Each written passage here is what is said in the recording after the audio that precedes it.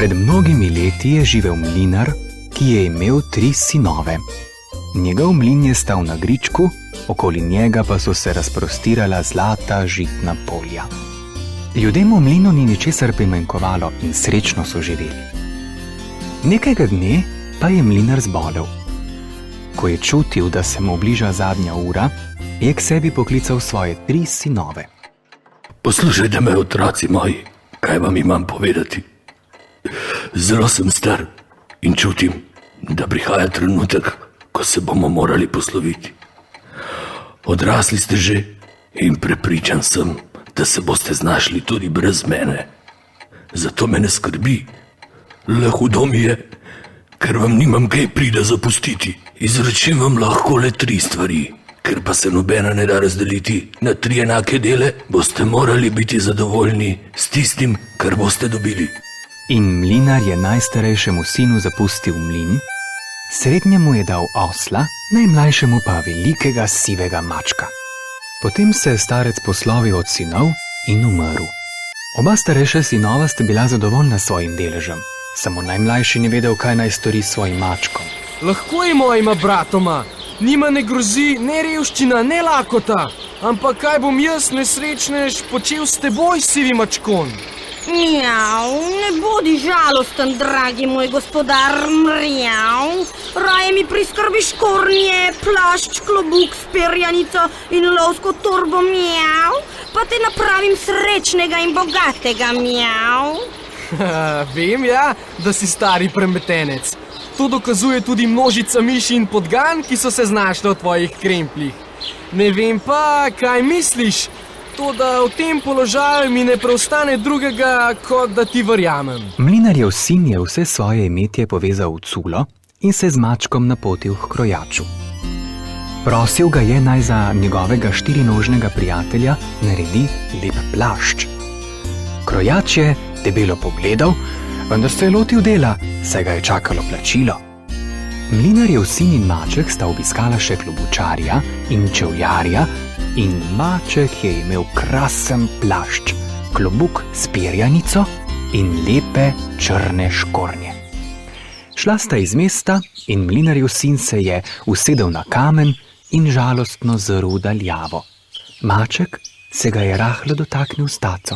Mjav, kaj praviš, gospodar, mjav? Kakšen sem v tej obleki, mjav? Videti si kot kakšen grof, samo tega ne vem, kaj misliš s to obleko in kako mi boš pomagal. Mjav, to kar meni prepusti, mjav. Tule je kar pripraven kraj, mjav, da nastavim past in plen mi ne uide, mjav. Položil je torbo na travo, odprl odprtino z vejico in v torbo natresel pšenice. Potem se je skril za bližnjo drevo in čakal. Ni minilo veliko časa, ko so priletele 3 rebice in začele zobati žitna zrna. Bile so vse globlje v torbi, tedaj pa je izza drevesa skočil maček in zaprl torbo. Torbo je vrgel čez rame, se odpravil na kraljevi dvor in zahteval, naj ga spustijo pred kralja, češ da prinaša poslastice za dvorno mizo. Kralj ga je sprejel in obuti maček se je globoko priklonil. Mjav, spoštovani kralj, moj gospodar grof Karabas mi je naročil, mjav, naj vam v znak njegovega spoštovanja izročim nekaj pernate divjadi, mjav, iz njegovega lovišča, mjav. O, kako lepo! Pokličite kuharja, naj pripravi jerebice.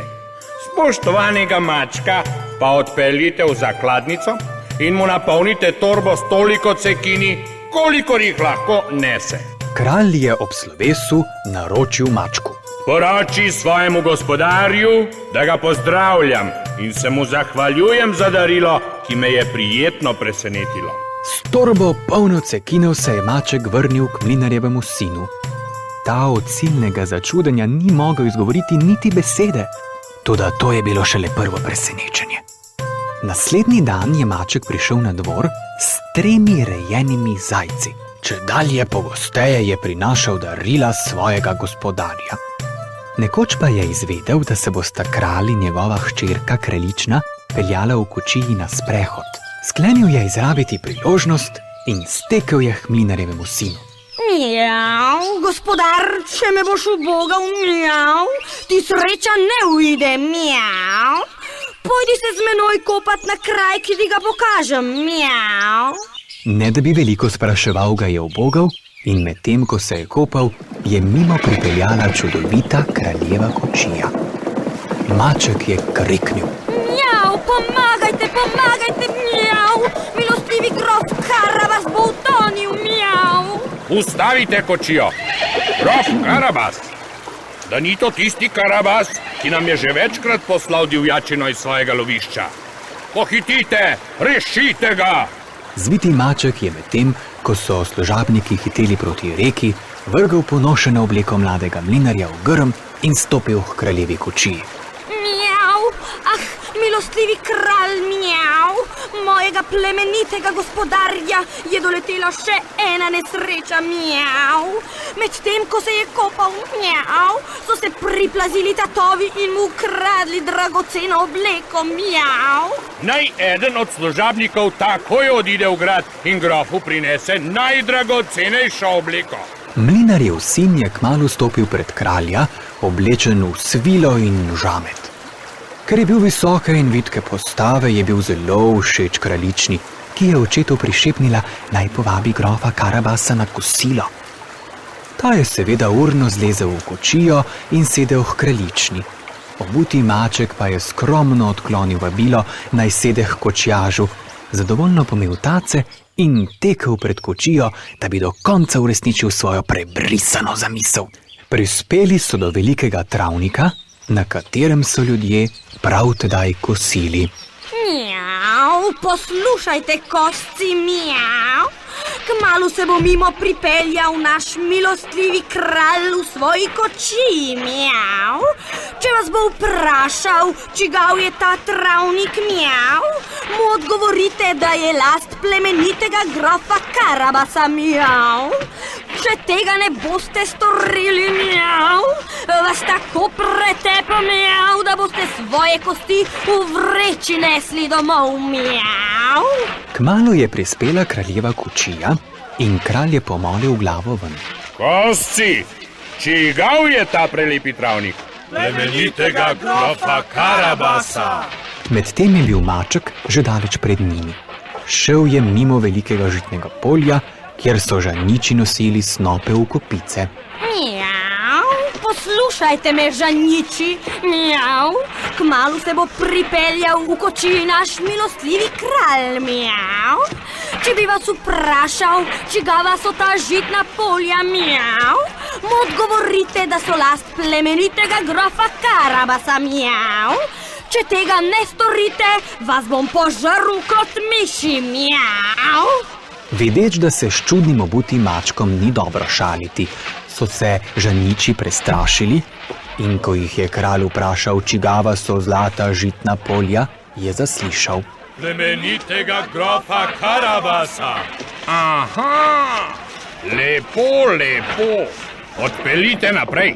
Medtem je maček, čigar delo še ni bilo končano, hitel proti velikemu gradu, mimo katerega naj bi se kmalu peljal kralj. Gospodar gradu je bil zloglasen čarovnik, vendar je maček, ne da bi okleval, stopil pred njega. Tu je ta drzni pritepenec, ki moti moj mir!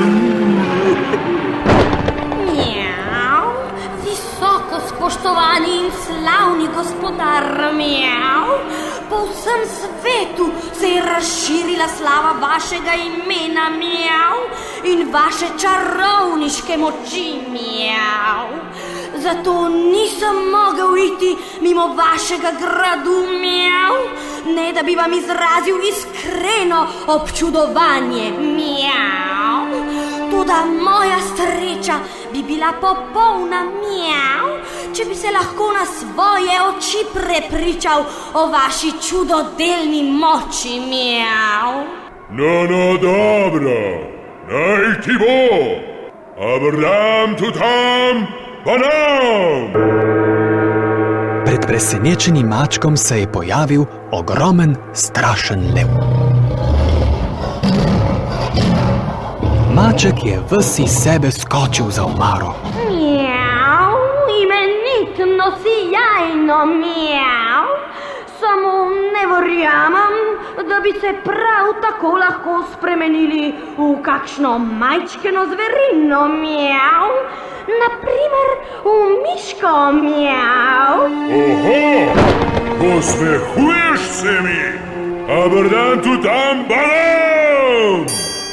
V naslednjem trenutku se je lev spremenil v majceno sivo miško. Ne da bi se obotavljal, je maček planil nanjo in jo pohrustal.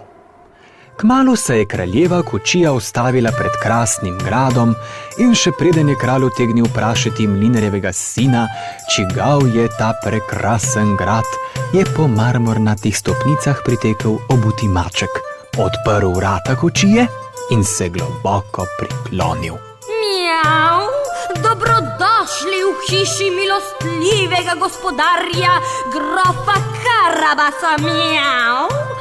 Ali smem v imenu svojega gospodarja povabiti vaše veličanstvo, mjav, in vzvišeno kraljično na skromen prigrizek, mjav? Seveda, prav rada sprejmeva povabilo. Kralj, ki se je čedalje bolj čudil grofovemu bogastvu, mu je ponudil roko svoje hčerke in polovico kraljestva. Še isti dan je bila na kraljevem dvoru poroka. Po kraljevi smrti je mlinarjev sin podedoval celo kraljestvo in obuti maček je postal njegov dvorni svetovalec. Ta visoki poklic pa ga ni motil, da je ne bi občasno mahnil lovit miši in podgane, ki jih je bilo na dvoru njegovega gospodarja vedno dovolj.